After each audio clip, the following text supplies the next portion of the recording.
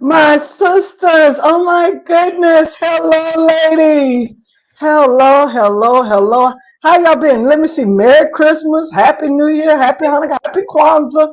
My God, hello. How are you all doing? Ah, well, hello. I, Happy Founders I, Day, dear ladies. Oh, that's right. Happy Founders Day, my sister. Happy Founders Day, my sisters, the Divine Nine. Guess, Divine guess, Nine. guess. Let us know that you are here. Let us know that you are here. Wow, yes. Happy You guys Founders have good Day. holidays? I know it seems like it's been forever since we've been together. It has been Yeah. forever.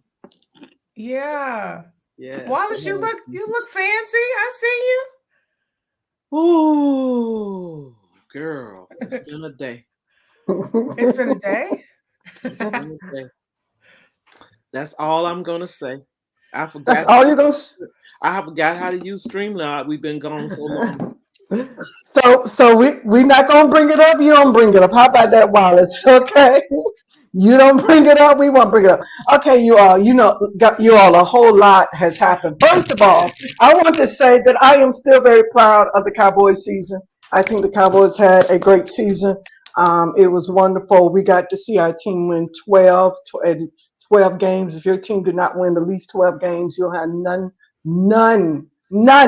to say to us about our Cowboys. None. Okay, let me say it. None. Okay, all right, to say about the Cowboys. All right, so um, okay, so we good. We all are straight on this. Okay, you know what? You put in Steelers Nation. Y'all got in by a prayer and a hope, and then okay. But y'all listen. All right, If, I know that you now all. wait. Go If ahead. anybody knows Burns, if you really know Burns, you know how much she loves Cowboys. Wait a minute. You can't even call her during the pre-show. No, don't call me. Don't call me. You had all day to call me. You could see me at church. Talk to me at church. All Wait, right, don't call me. wait. I get. Wait a Why minute. you? You can't. Why you call me? You can't call her. You can't even Uh-uh. text her. Mm-mm. Mm-mm. 6 days do you have to do all of thy work and thy labor. On the seventh day, we rest. All right. I Rest and watch the am Cowboys. hollering. Well, I mean, it doesn't stop there. It's also a Georgia Bulldogs. Oh, oh, wait, can we say it? Oh, National champions? oh, national champ. National champ. 39 years, Absolutely. wonderful, wonderful. I forgot Where to you put read? Where you Georgia. read? Where you Wait, read? let me see. Can y'all just imagine me in red? Glue was spread on me. We all know that.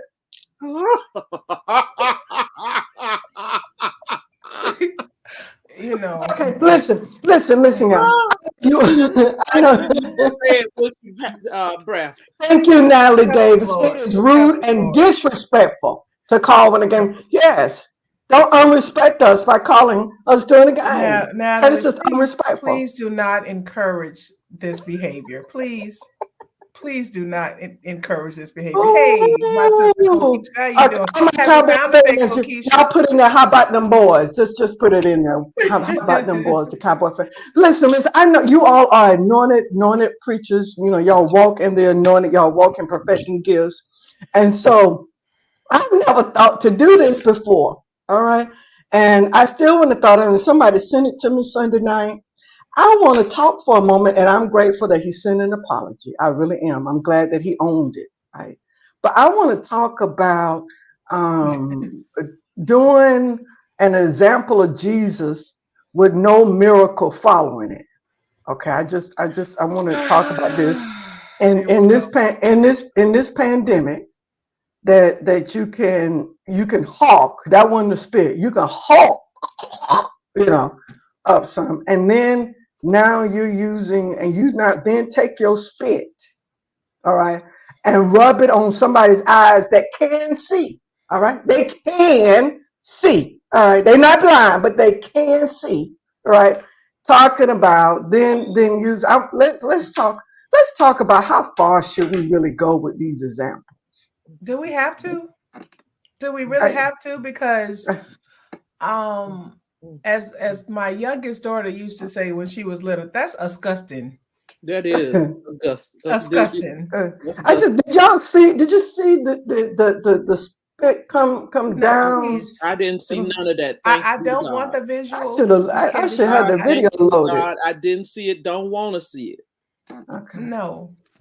But for a moment, but has the church have we gone too far with that? I mean, and granted, let me say again that in the scriptural examples, that the person was blind, they could not see or they could not hear. I believe, absolutely, put it in right.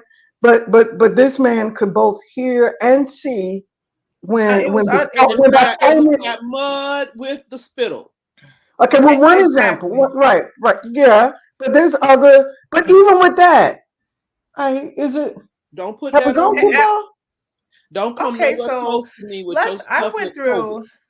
I went through and looked Nas and T, exactly. Nasty, okay. Nas and T. I looked at some of the comments just to see if there was something that could help me understand what was going on, and I just could not find anything. And all I could see was performance, and he is known for his performances. Reigning in the sanctuary, dipping in water. It's just,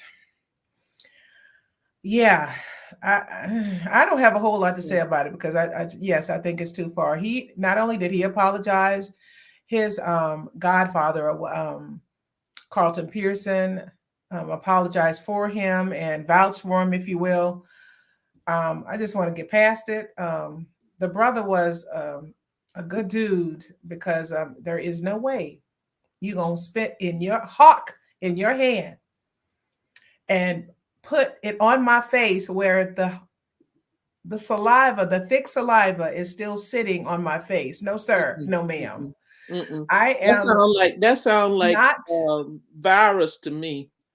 I mean, in this season of Omicron and all the mutations that are occurring, and this is what we do. Yeah, but you said it was his second time doing it? What do you mean? But I had this question: at what point is it in quote biblical illustration or sermonic illustration? At what point is it too far? What when we talk about the things of the church, right? That at what point do we, as both pastors and as lay people, say this not is on me? Right. I'm not participating. That's what we do. You got to have a voice. I am not participating in that craziness. My understanding is that the gentleman is his brother. Yeah, they're related. So even at that, I don't care. You don't have the same. I don't want my grandbabies stuck on me. Okay. Okay. So let me Wallace, let me go there since you went there. You know how your parents they see something on your face and I don't even want that. It was like, can you not do that? That's one of the worst type. My youngest daughter would say that. No, that's disgusting. No. Well, everyone who knows me knows that I'm a germaphobe, and oh God, yeah, there would have been some issues. You don't have to be a germaphobe to know that is crazy. I mean, and again, there's spit, and then there's mucus, there's stuff that come up. That looked like there was some undigested food or something in that. It was just it was so thick. All right, so yeah, the Cowboys did lose, but I'm so I am proud of them as well. I still believe they should have won the game. Yeah, unsanitary for sure. I just can't talk about boys early on. Yeah, that's good, Shazetta. The large question is what culture has, yeah. was present at the church where we didn't think that would be acceptable? That's a good question. Mm-hmm. Yeah. So, Dr. Wallace, I know we have this phenomenal guest. We're talking about culture. We're talking about church. We have this phenomenal guest that is And backstage. she's a You all, performer, so she can clear this Mhm. up for us. And I do want to say on behalf of our other co-host, Dr. Wright, I don't know if she'll be joining us today. Everything up until about the last hour she was, but she's a hospice chaplain, and one of her patients is transitioning at this moment. And so you all just lift her strength up in the Lord with this. Okay, Dr. Wallace. Yes, we have none other than the Reverend Cheryl A. Kirk-Duggan, PhD, and she is a retired professor of religion and director of women's studies at Shaw University's Divinity School in Raleigh, North Carolina, where she served from 2004 to 2021. She is an ordained elder in the Christian Methodist Episcopal Church. I almost said CME, a consultant, scholar, preacher, author, performer, and the founder and CEO of Dr. Cheryl Enterprises. She helps people embrace their organic, authentic, sacred selves through love by helping them create a language to identify and make peace with loss, grief, and trauma in their lives. She helps people find joy and creativity through their writing. Dr. Kirk-Duggan holds numerous degrees, one from so many.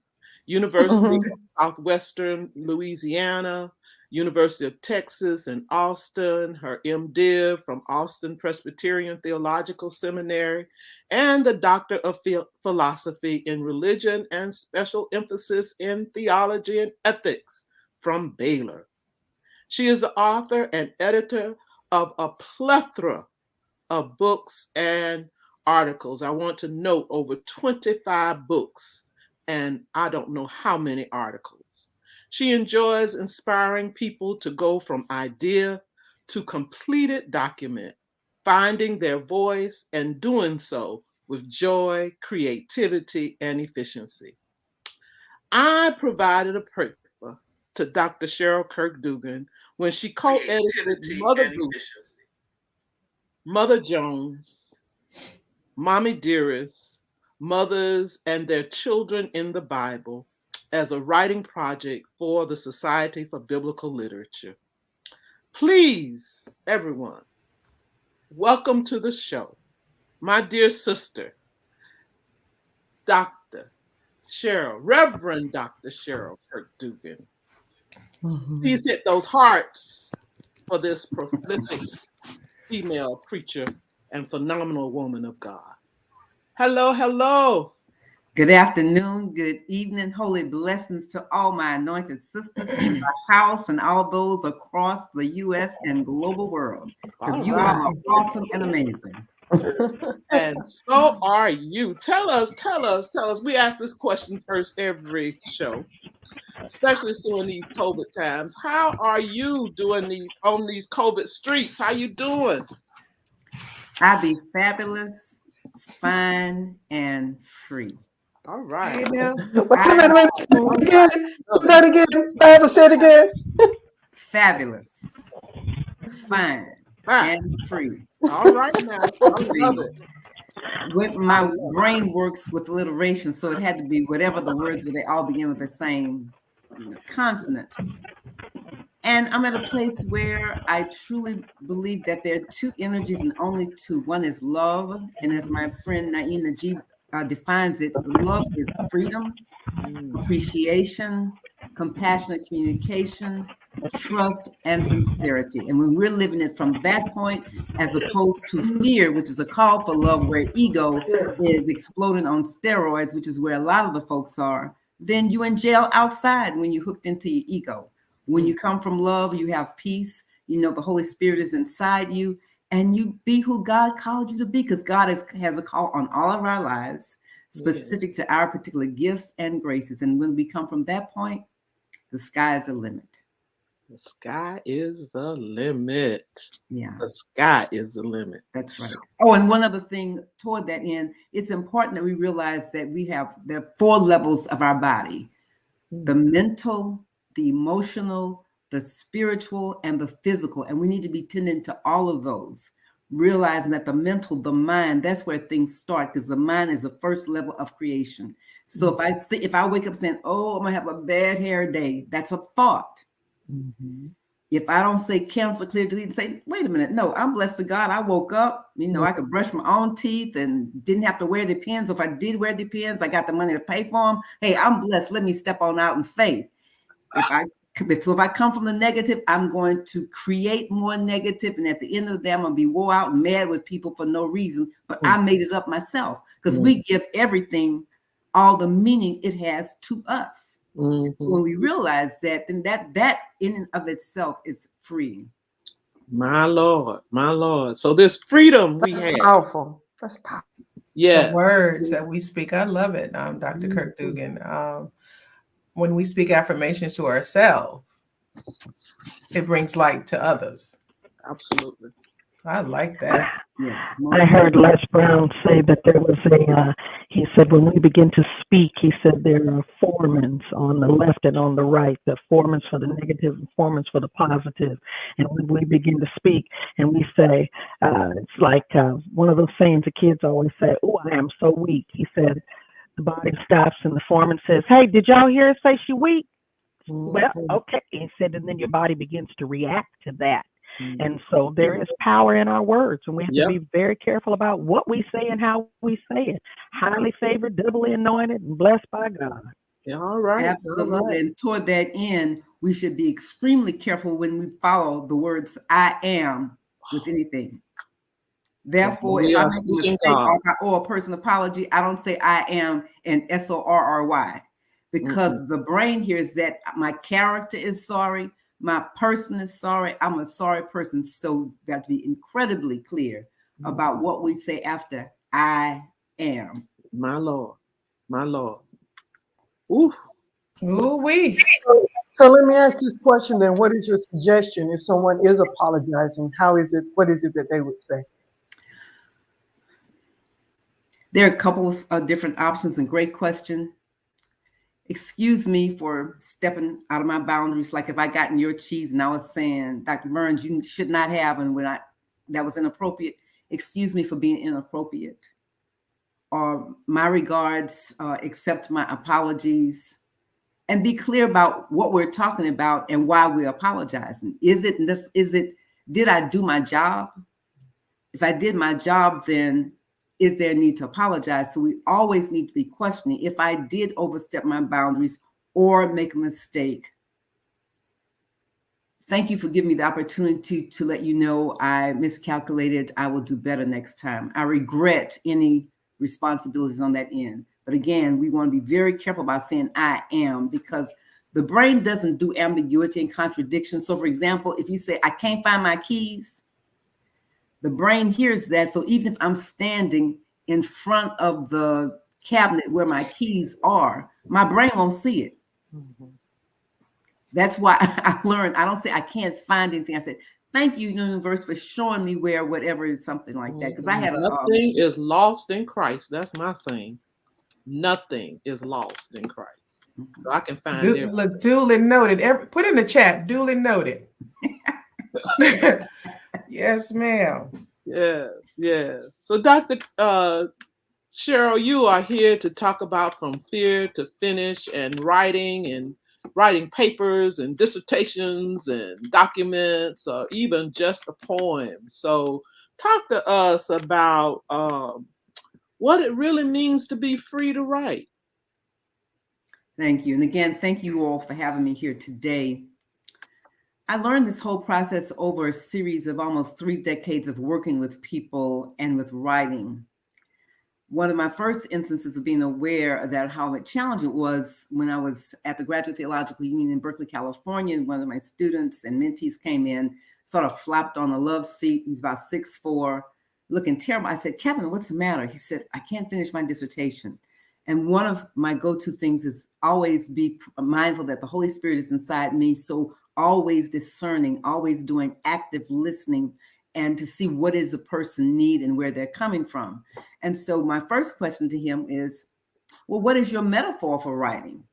And he was working on iconography. That's especially in Greek Orthodox religions and Russian Orthodox, where they have a gold painting around the icon. So that was the concept he was working on. So he said, oh, I don't know, I guess St. George and the dragon. I said, well, Kevin, no wonder you're having trouble. I said, that's pain, fire, arrows. Then I switched, what is it that you enjoy doing with and for people, you know, that you're good at? And you don't need anyone to tell you that. So he paused for a moment. He said, I like to bake bread. Then all of a sudden he sat up, he said, no, I like to make soup. Coloring came back in his skin. He was animated. He started talking about, he makes a decision what type of soup and then I said, okay, well, that's your thesis statement, because you can't write about everything in one space. Then he started talking about shopping and purchasing, washing the vegetables, making the broth. I said, okay, create your abstract, that's your research and analysis. Once it's all in the pot, it's simmering. I said, that's your editing process.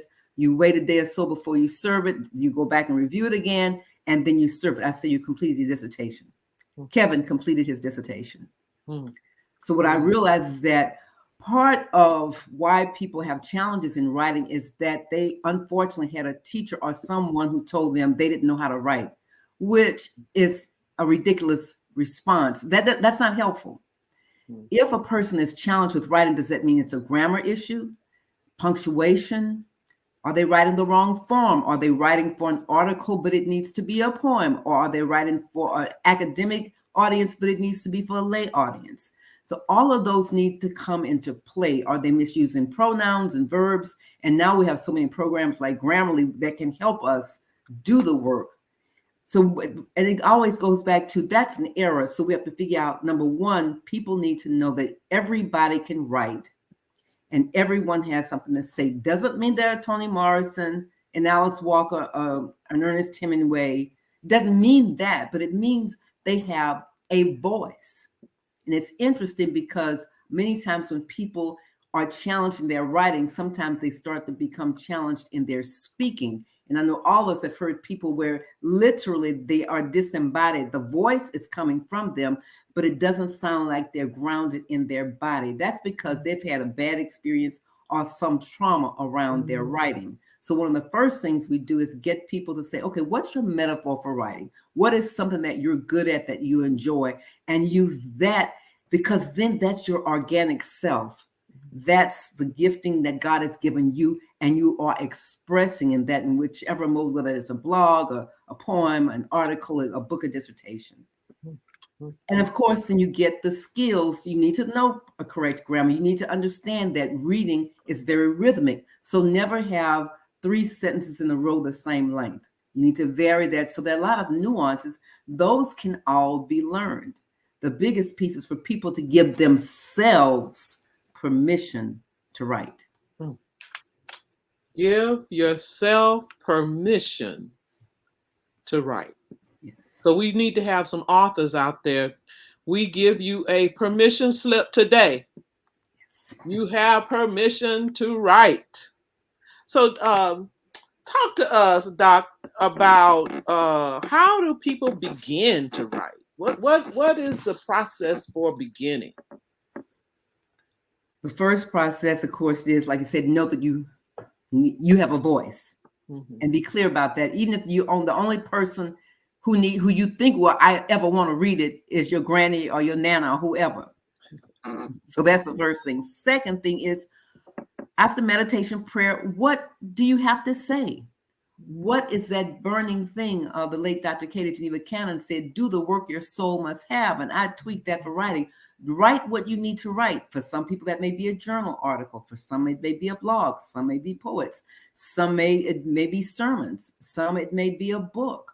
But ask yourself, and if I've given myself permission to write and have that metaphor for writing, and trust that I have a God-given voice that can express. If we've been living for 5 years, we got something to say. And so anyone above that, and actually at 3 years old, if you can pick up a pencil, or if you can have it, your Mima cell phone, and you can dictate that, that's a process of writing. My. And so so it's a series of creative decisions that you make. And then when to grow in that, then go and read, go and look at how other people do blogs, just to get an idea of what various styles are out there.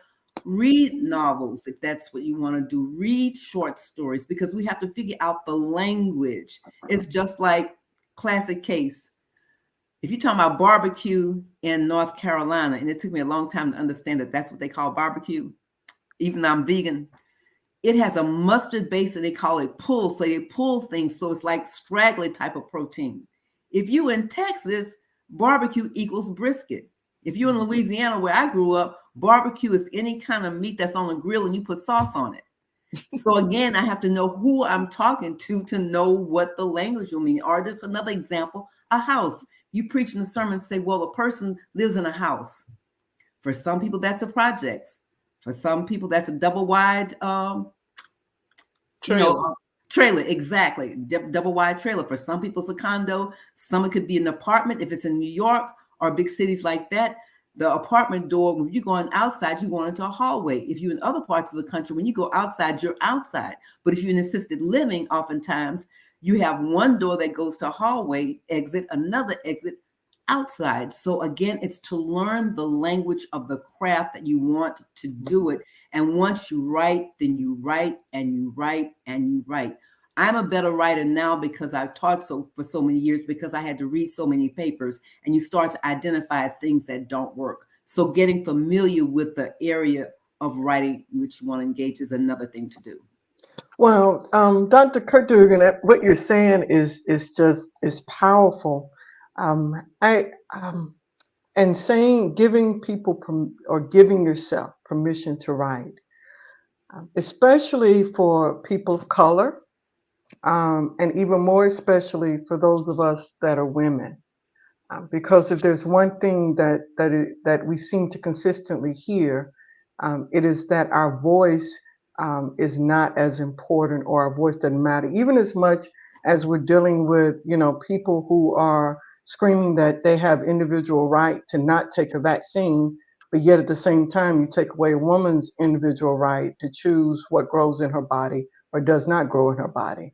And so, Ken, I know your years of teaching and others. What have you noticed? I guess I want to kind of ask about when it comes to. Have you found that women, if you're teaching both men and women to write, or you're mentoring someone, have you found that men are more free to do this than women, or women find perhaps a way of escape? Have you seen that they're empowered by this and giving themselves permission to write? That's a great question. I always started my classes off with several premises to counteract that. And I tell people that when we are creating a living, learning laboratory of scholars as we're children of God. That everyone has a voice, that there's no stupid question. And because we are all teacher learners, whether the professor or student, then if the professor hasn't learned 30% more about human nature and the course content, then the professor and the students have not done their job. And if the students haven't learned, because I want them to know the content, and it's equally as important for me that they become analytical, critical thinkers about everything. So you say you believe this, why do you believe that? Who told you that? Where did you read that? What are the problems with that? So it's a manner of building people up. One of the causes, though, that women continue to be suppressed is white supremacist, patriarchal, capitalistic misogyny. And what we have to recognize that this didn't just start with the George Floyd or the 1960 civil rights movement.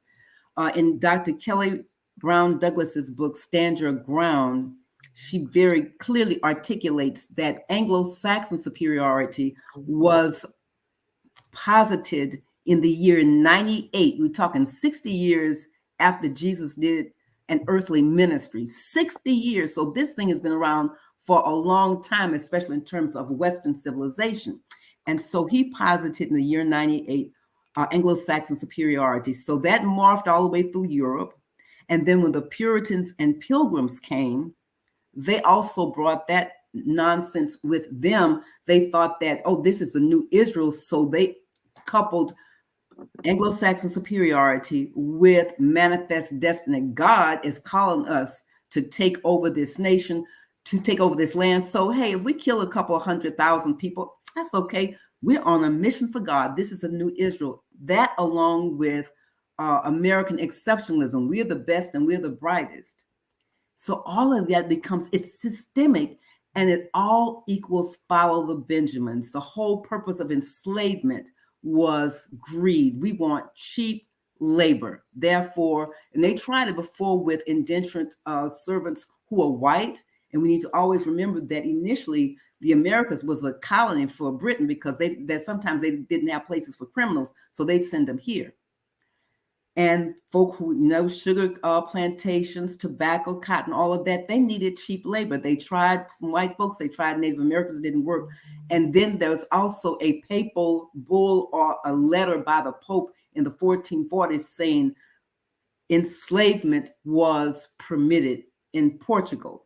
So you have several systems all working together. And in the book by the late Dr. Robert E. Hood, Begrimed in Black, he shows Okay, that hold a second. Don't lose that thought. I don't want the people to miss that papal authority. The Pope said slavery was fine, that a religious institution said that. Okay, all right. Just didn't want people to miss it. Keep going.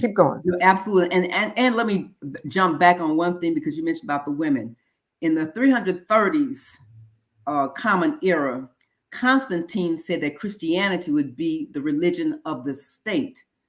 So you're talking about a Greco-Roman era where if you were a citizen, you were at the top, which you had a man and certain other criteria.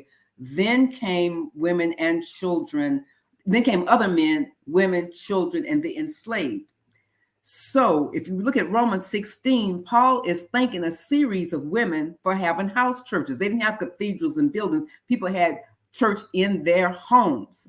Paul thanks them for that. If you go back to the Gospels, if you look at all the post-resurrection, the after-resurrection accounts, Mary of Magdala was the one in each instance who was told, one time by Jesus, another time by two angels, by one young man, euangelion, which is a Greek word, go preach. So if it had not been Mary Magdalene, since the boys had booked, they were scared. They left because they didn't want to be crucified.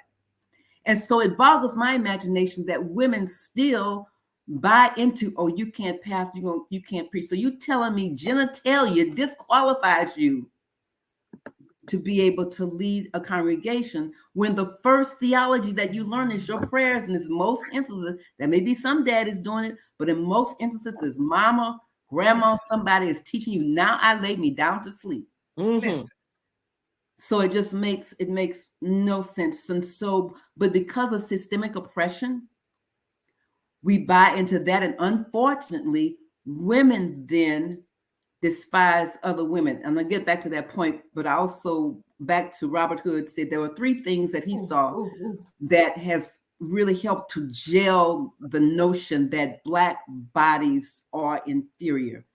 One was the bubonic plague. When the plague hit in the 13th, 14th century, it killed a whole bunch of people, and people's bodies turned Black. Then you also had, with the rise of Islam and the rise of enslavement. So all of those came together, because we're going to blame somebody on Black bodies, and therefore we can kidnap you. And then there were Black folks in Africa who sold some of their folks to be enslaved. Those that were not kidnapped were sold by other Black folk to come here.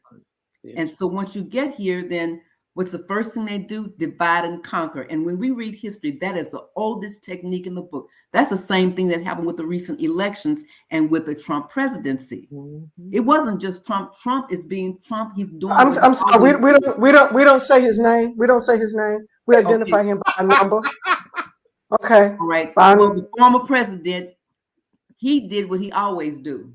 It was the Republican Party. They had 17 other candidates that they could have chose from. And if they had gotten in their caucus groups and said, Just like what happened when people be running for bishop and other offices. You get in your caucus groups and you say, okay, we're going to be behind this candidate, then somebody else would have been president. So we have to remember we have this explosion of suppression. And unfortunately, women often buy into that. So if Dr. Burns wants to become leader, and if I haven't gotten myself together, who she thinks she is, I'm not voting for her because I'm broken and hurt because when it was my time, I didn't win, or because when I wanted to be ordained, the church wasn't yet ordaining women. So now that we have other young women want to be ordained, I'm not going to vote for her. Well, why not? You helped pave the way. But again, when you have brokenness, again, it's fear. Fear, whether it's envy or anger or anxiety or hate, is still fear. It's a call for love. Slow down, because you sped through that thing. No, ma'am. You got to say it again. Say that again. Oh, broken and hurt will not seek to be healed. Lord, help us. That's it. That's it. And unfortunately, a lot of times people don't know they're broken. Mm-hmm.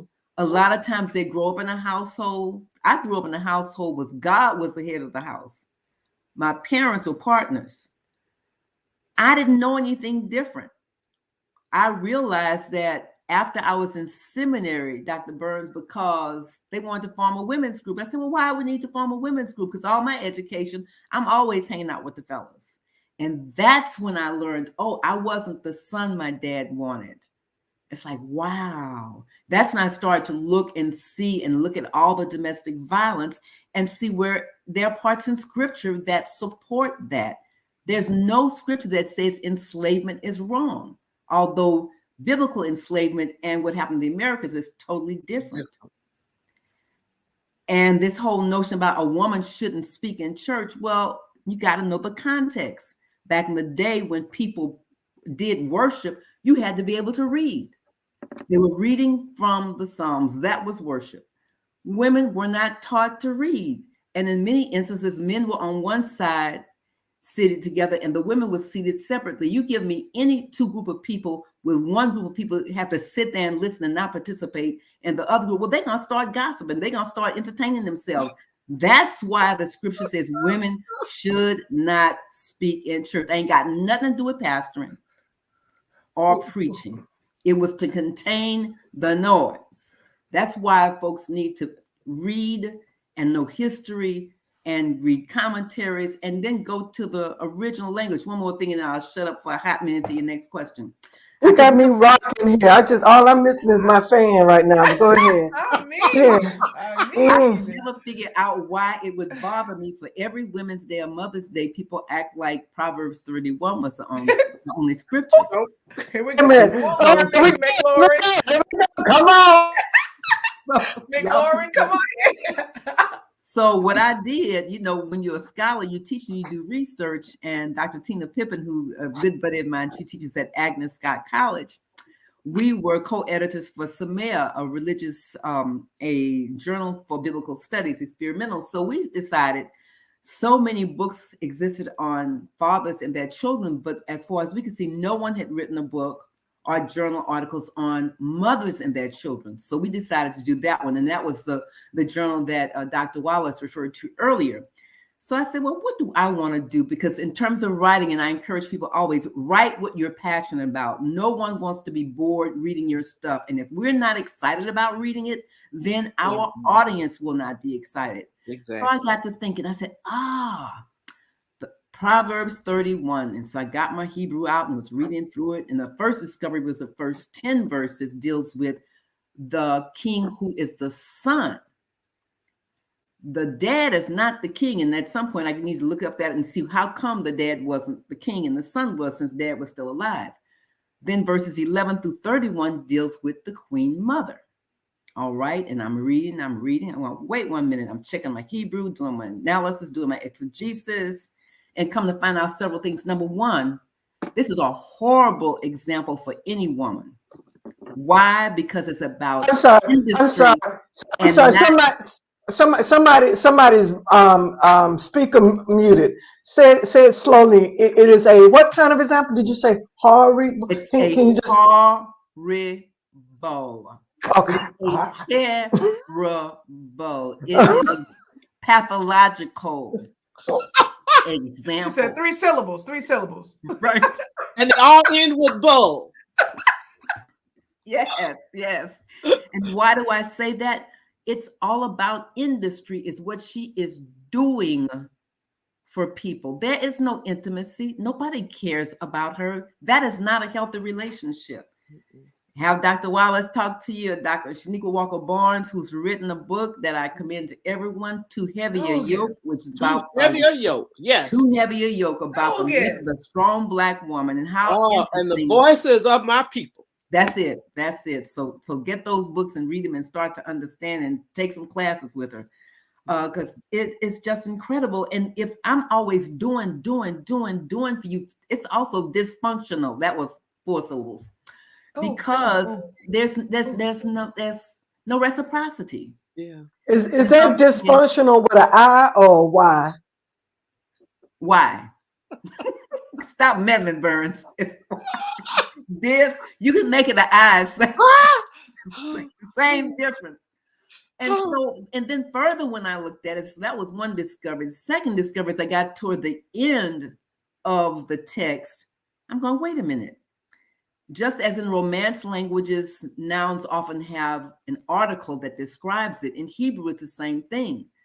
And so I double checked it, and I checked with some of my scholars who do Hebrew all the time. I'm saying, am I interpreting this right? Am I right on this? They say, yeah, Doc, you're right. The descriptors for the words that were described in this woman are descriptors or adjectives that are normally used to describe a god or a man. Therefore, to me, I've had some other people disagree, and hey, that's fine. But as I read it, as I understand how suppression, and also that poets tend to be ironic, and you don't get this in the English because we don't use articles like that. When the poet is saying, who can find a virtuous woman? The answer is no one, because she doesn't exist, because those descriptors are for a god or a man, somebody. I went, I got it. I knew it. I knew that was an issue. Woo. Woo. This is 2 consecutive programs about that virtuous, so-called virtuous woman. I am thankful. We don't need to. Well, if somebody's asking about who the author is, and it's Shaniqua Walker Barnes, rather, B-A-R-N-S. B-A-R-N-S. Right. Yeah, Too Heavy a Yoke and the Voices of My People. Yes. Right. And she's now at Columbia Theological Seminary. Yes, she is. Yeah, that prayer she did, they threw her out of I believe threw her out of McAfee, but we won't talk about that. We have to get her on our show for us. Be happy to. Yeah, people have trouble with the truth. Yes. Especially when it's naming and calling out the abuse of power. If I had my So Dr. Kirk-Duggan, you said that people have issue with calling out abuse, but what do you say in regard to the Black church that speaks against abuse to the Black male, but yet itself abuses the Black woman? Or do we consider it abuse?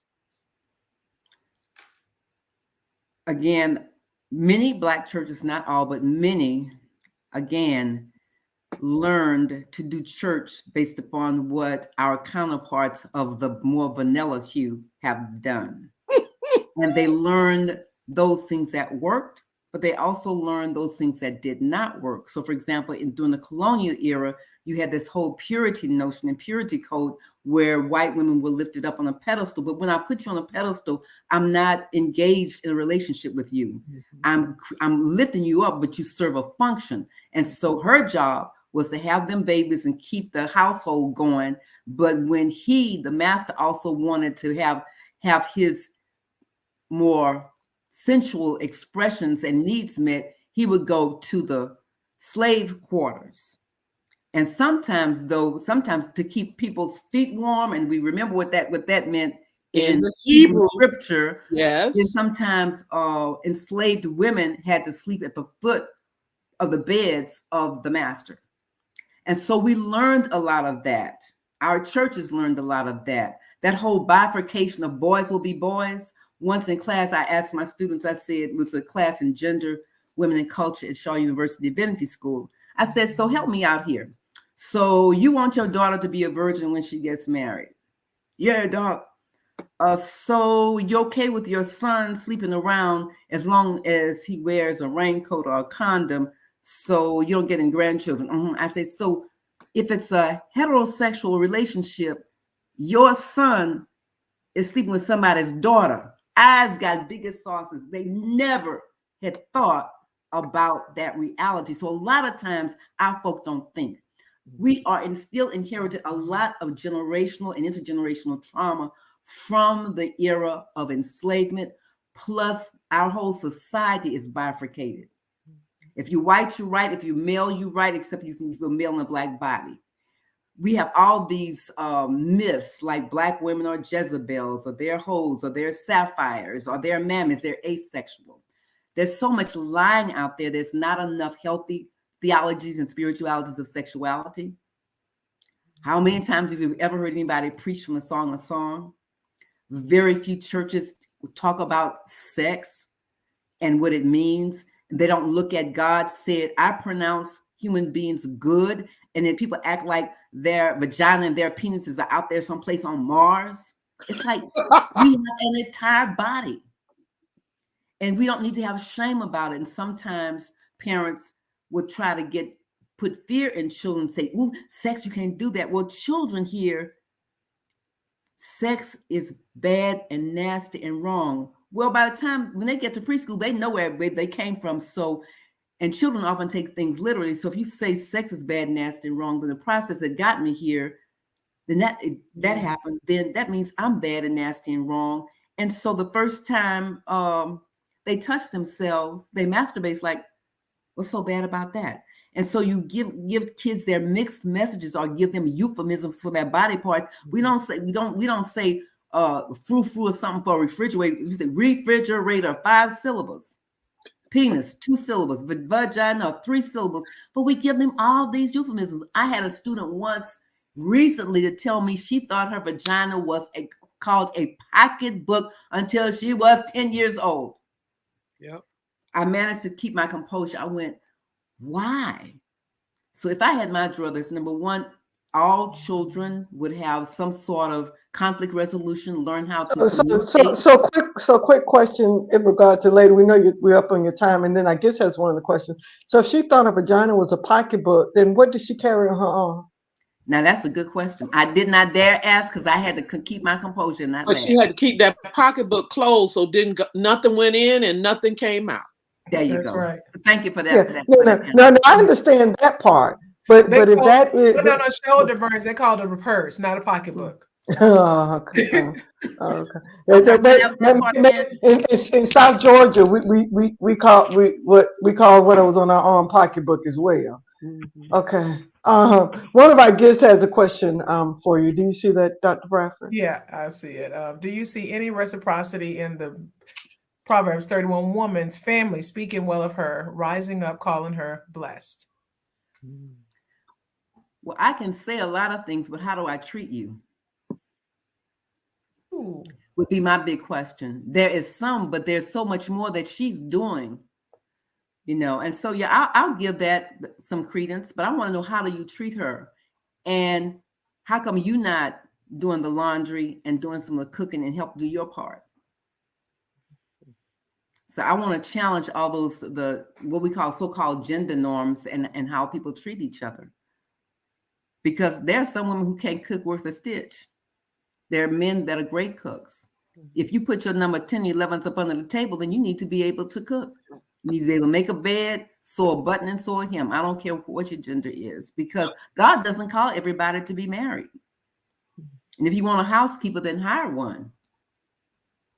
Because I see too many women broken. There are too many women who have been so traumatized. I'm not saying that everyone, but a lot of these cancers that women are experiencing, it's from the stress that has created too much inflammation in their bodies, and it's exacerbated. So if they had the gene for it, it gets exacerbated. Mm-hmm. So I want women to stop engaging in the crab syndrome. If I want to learn what Dr. Wallace has done, then I can help. Sis, can you help me? I'd like to do some of the things you do.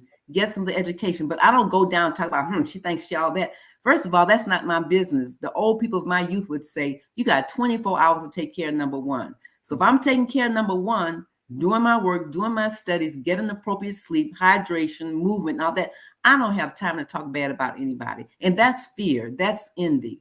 That's also a lot of insecurity. And to your question, Dr. Burns, a lot of what causes the separation in churches is a lot of insecurity. You have people who are in leadership and are so insecure of being found out, so they treat people poorly. And a lot of the women they've learned how to do what I call the pillow talk. So especially in those communions that do not ordain women. So the missus will tell the mister, we need a van for church. And then he'll go to the business session, either a steward or a deacon or whatever. Well, we need a van. Okay, we're going to get a van. If she said they needed a van in an open meeting, no one would paid attention. I've been in professional meetings once where I said something, and about 10 minutes later, a man said the same thing, and all of a sudden it was a great idea. And I'm looking, I just said that. Happens So all there's the a time. lot. And when you call them out, that anger because of power, they want to then demonize you because you spoke up. That's so. I think the word is, the phrase is angry Black woman. Yes. That's what you're called. That's right. Yes. And emotions are not good or bad, but what do I do with them? Mm-hmm. You got to know who you are. That's right. And what we need to do is help women. So much, Doc. Gosh, you got to come back. That'd be great. We didn't even talk about from fear to finish. We ain't talk about nothing about writing. But we just started out with got to have a metaphor. You got to come back. Well, I'm going to stay another 5 minutes. Let me just hang in just a little bit with the writing because it's so important. Again, have a metaphor, and then I invite people, whether professional or not, to have a community of accountability. And that's for anything. Have people who can read with you and can tell you the truth about your writing, or who you're partner that say, we're going to write poems. And, check in every 6 weeks or so. You can do Zoom and then share your screen and read together. So, for example, if Wallace and Burns want to work on a book together, then you write your parts and then you can compare it, and you can do a Zoom where you share the screen and you can write together. You can read it out loud and go, oh, that's a good idea. Well, let's add this in. It doesn't have to be difficult. It can be an adventure. And that's why I have all the acronyms at the very front, because it's to get the right attitude. If we have the right, we can be brilliant, but if I don't have the right attitude, knowing that I can do something, I can write, it's just like taking a horse to water. You can put the horse in the water, you can't make them drink. And then it's about, after you figure out what you want to talk about, there's several processes, which I'll do the Cliff Note version. And so I need people to get the book. Let's see if you can see it. Breaking Free Right. Get it on Amazon. And it takes you step by step of how to go through the process of the ideas. You free associate. And then you create questions from the themes that emerge in the free association. And then you look at, what question do I really want to spend time with? What do I get excited about? What am I passionate about? You take that question, you turn it into a thesis statement. This essay or this book analyzes the impact of white supremacist, patriarchal, capitalistic misogyny on the Black church and women's leadership. So if I'm passionate about that, then you create the abstract. And the abstract basically is a paragraph that starts off with a hook. That's a couple of sentences to capture your reader's attention. The third sentence would be the thesis statement, what you're doing. Now, in math and in science, a thesis statement is a conclusion. E equals MC squared. In the humanities, religious studies, spirituality, we don't make a thesis a conclusion. It's more of we investigate. This paper investigates or analyzes or critiques. We don't know what we're going to find. So again, it's important to know what are the criteria of the discipline in which you write. What are the criteria for writing for academic audience, for writing a lay audience? What's the difference between writing an academic and writing a trade book? Trade books are more popular books. Many times professors will use them in college, but a layperson can read it. So it's important to make those decisions. And then the other thing that's really, really important, once you have your abstract, which basically tells you what you're going to explore, the lens you're going to use. So I'm going to take a psychological approach, an ethical approach, a spirituality approach, a legal approach, and then the rest of that abstract are the steps you need to take. So if I'm talking about the statement I just made, I'm going to have to define my terms. I'm going to have to tell you what lens I'm using. Then if I'm talking about, for say, the women in Texas, I have to say what part of Texas, because you have to make it manageable. If it's a 12-page article, I can't talk about the whole state of Texas. I may need to take one county or one church. So again, focusing on things that are manageable based upon what type of writing you're doing. Then after I have my abstract, which the methodology becomes my outline, then I go and look and research and see what articles and books are available for me to reference.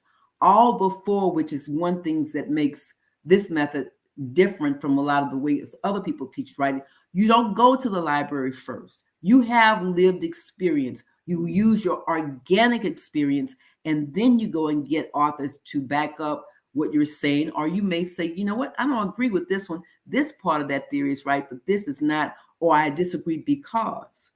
So you get your books and you get your articles, and you always check not only the titles, but you check the preface, the table of contents, and the index, because a great title does not mean that that book or resource is going to help you for your project. But now once you have all of that, then you create a table, and it has 4 columns. You will have a concept, so whatever the concept I'm talking about.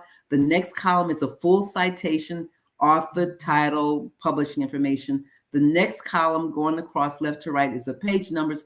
And the 4th column would be your paraphrase / your writing. And what you do, so you don't and this is where a lot of people waste time. You don't highlight or underline or do post-it notes and come back. No, you take the article or the book that I'm reading. I've read the first couple, 3 pages, and it tells me, okay, white supremacy is, I type that up. And I go all the way through that book. Let's say this book has, I need to read chapters 1, chapters 3, and chapter 6. Chapter 1 for some definitions. Chapter 3, I need to look at a case study. Chapter 6, I need to look at some challenges. And so each in my table, when you hit the enter button, it would take me to the next row. And so I'd go to chapter 3 and put about the challenges, and number 3, whatever the next one is. So you do all of that systematically through the book. You finish the book, put it to the side, no going back. You do the next article, the next book. Once you finish doing that, 2 other things you have to do. You number your pages, and that your headers, you highlight that and you set it up to repeat headings. So every page, you have the headings at the top. Then you select that first row that has your concepts. And in Word, you go where it says sort. It has like a downward arrow, and a Z. That is sorting things alphabetically. You click on that. So then everything that dealt with your concept around women, challenges, or everything around whatever the terms are, they all flow together. You print them out. And then what was your working abstract now becomes your working document, because your first 2 sentences were that your hook to get your people in. You flesh out that first sentence, becomes paragraph number 1. Flesh out the second sentence, becomes paragraph number 2. And where your thesis statement, paragraph number 3, you said that's your introduction. Then you cut and paste all the other parts. And it's like, because when you sort it, it sorts everything together. And you sort it out, and then so you already got almost a first draft before you ever get started. And then you read through it, and you may say, wait a minute, paragraph 3 is better to introduce this section. So you cut it and you paste it number 1. And you do that throughout the whole paper. Using this idea, you can do an article in a weekend. I have to say that your table was the best thing that helped me in my writing for my dissertation and my doctoral journey. It was the best thing. When I never had to go back and try and find, where did I find that? What book was that in? I already had the citation, the page number, the author, And if I needed an actual quote, I had the quote. If I had my notes about the quote, I had that right there. It is the best thing since sliced bread for anybody working on a doctorate, a high school paper, for anything you're looking to write about, and it has to have footnotes or endnotes. That table is the bomb. And I had my 7th grader friend of mine, Julian, to read it. And he's the one who did the last blurb on the book in the back. Because I said, Julian, I need you to read this. And I said, did it work? He said, oh, yeah, Dr. Cheryl, that was great. He said, I learned that I should not use run-on sentences. And I learned that I could enjoy writing. Yes. So it's from 7th grade all the way up. Yes. Thank you so Dr. much. Kirk-Duggan, you just helped someone this moment. Gail Rice is working on, she's about to write her dissertation. She needed to hear that just then. Yes, baby. If you, Wow. if you do it from the there. very beginning of your research, you won't have to worry. That's right. At the end. I tell you, it is from every paper that I wrote, I used that table, and it was a blessing, a big blessing to me, Wow. which is why I could get through my doctorate in 3 years. Wow. Thank you, Dr. Kirk-Duggan, for priceless information. This is so very valuable. We thank you for your time. I know that you have a class that you have to begin to facilitate and to teach. And so we thank you for stopping by Timely Wisdom on today and blessing us with your presence. We must have you back. Thank you all so much. Thank you for providing this platform and this space. I've thoroughly enjoyed myself. May God continue to bless and keep each of you.